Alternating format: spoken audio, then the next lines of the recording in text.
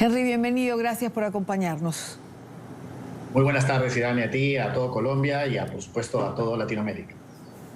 ¿Puede un debate 48 horas antes o 24 horas antes cambiar la decisión del voto?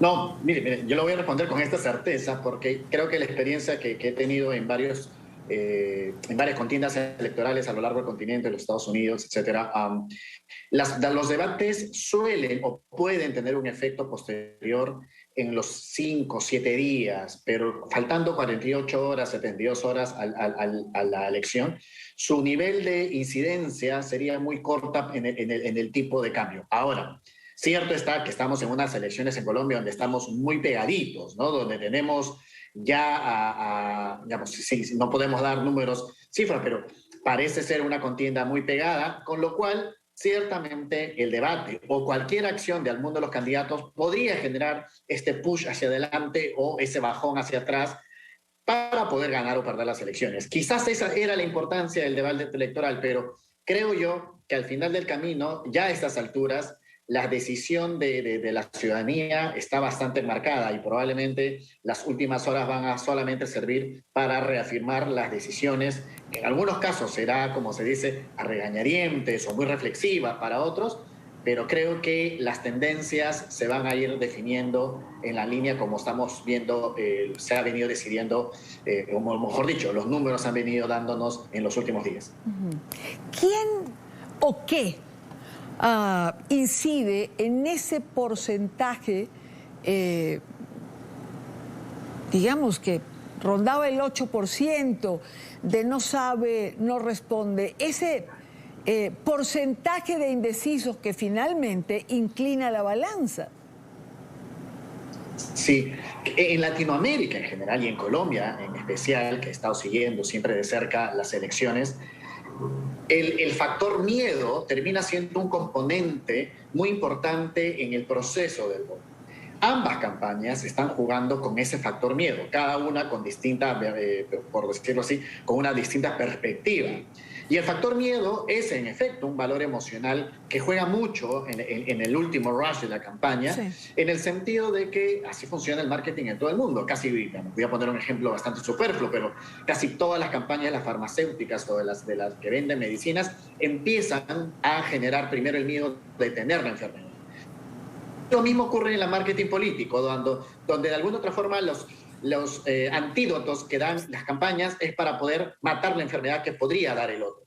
Ahora, otro factor indudable es la ola final, donde la gente siente que el candidato por el cual estaban cerca a votar se está acrecentando o va a ser el presidente o presidenta de la República. Y en este caso, no podemos hablar de números, pero es muy probable que esta magnitud que en la opinión de la gente se vaya formando uno u otro candidato, se va solidificando con la sensación de que sus entornos van a votar por ese u otro candidato. Por eso la importancia en la segunda vuelta de geolocalizar bien los votos, hacer una campaña mucho más a estilo minería electoral, para que al momento final de estos días las personas que van a votar o que van a definir su intención de voto estén rodeadas de personas que más o menos están en esa línea de voto. Entonces, no se trata de un voto de manada, no quiero ser peyorativo, sino un voto de contagio social respecto a posturas, más aún cuando ha habido indecisión en el momento del voto.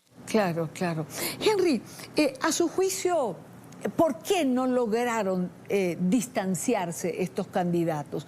¿Por qué llegamos, digamos, a este domingo electoral con un margen tan estrecho? Bueno, esos márgenes estrechos los hemos tenido en toda Latinoamérica y por eso es que me animo a señalar que casi lo que hemos visto en Ecuador, en Perú, en Chile, en los últimos años, en las últimas elecciones, más o menos lo estamos viendo en la elección de Colombia.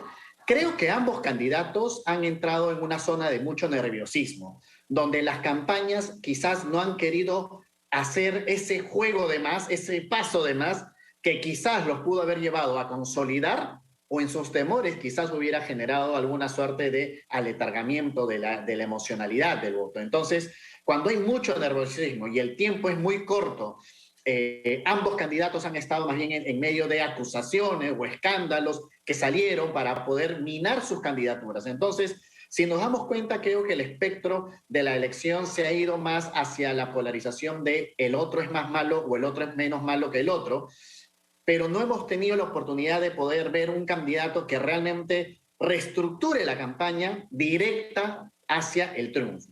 Ahora, cierto está que la polarización en Colombia es muy alta y esta polarización hace mucho más difícil poder agarrar este voto de centro que hablábamos, ¿se acuerda, Idania, en el día de las elecciones de la primera vuelta? En la que ese voto de centro no quiere estar ni en la extrema izquierda ni en la extrema derecha, pero sí quisiera estar en la solución. Ese es el reto que han tenido los candidatos, poder decirle al ciudadano, yo soy la solución de este grave problema que significa la gobernabilidad en un país como Colombia que atraviesa y necesita urgente un redireccionamiento en la gobernabilidad que se viene desarrollando. En esta campaña en particular, en Colombia, usted mencionaba la palabra escándalo. En los últimos días han estado plagados precisamente de esto, de escándalos, los petrovideos, como se han señalado estas filtraciones de la campaña del candidato Gustavo Petro, que entonces para contrarrestar intenta, hoy ha circulado el video de una fiesta en Miami del candidato del ingeniero Rodolfo Hernández, y se ha perdido o ha quedado de telón de fondo prácticamente las propuestas de cara al país. Es decir, la campaña en las últimas horas, en los últimos días, ha estado centrada en déjame ver cómo te hago más daño o qué escarbo y encuentro. Sí, efectivamente, yo creo, por eso le decía que estas campañas han entrado en un estado de nervios, que lo que más ha puesto en evidencia son las anticampañas, ¿no? En el caso del candidato Petro, es claro que además le ha generado un efecto muy serio que el candidato Hernández, el ingeniero Hernández, ha estado hablando sobre temas que usualmente han sido banderas de la izquierda progresista, ¿no? La lucha contra la corrupción, los derechos humanos.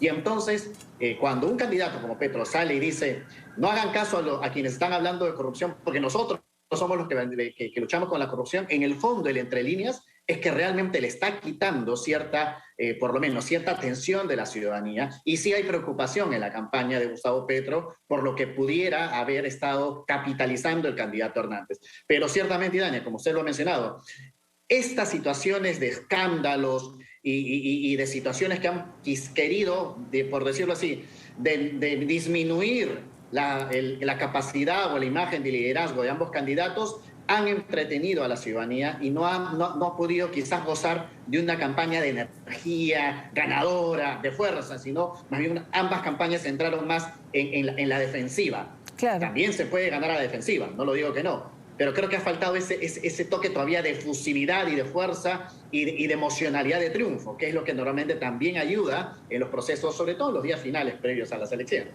Claro. Henry, ¿cómo cree usted que despierta Colombia el día lunes?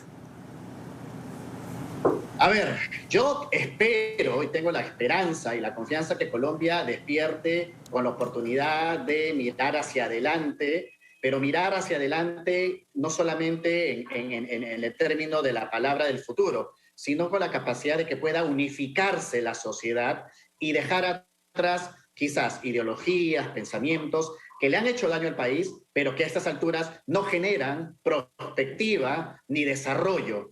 Colombia necesita que sus capacidades de producción, sus capacidades en el espectro geopolítico sigan creciendo. Como lo dije el otro día, crece Colombia, crece Latinoamérica. Y entonces yo espero que Colombia terminemos este proceso el día domingo y que al día siguiente nos estemos enfocando en el quehacer de la siguiente etapa. Sí me preocupa y sí me parece peligroso que estén por allí algunas voces amenazantes respecto a que si no gana mi candidato vamos a arder la ciudad.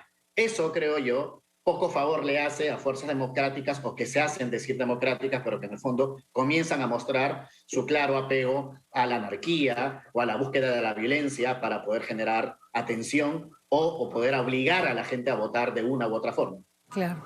Henry Rafael, presidente del Instituto de Comunicación, Política y Gobierno y consultor político internacional. Gracias, Henry, por acompañarnos la tarde de hoy. Gracias a ustedes y vamos Colombia. Espero que todo bien salga el domingo.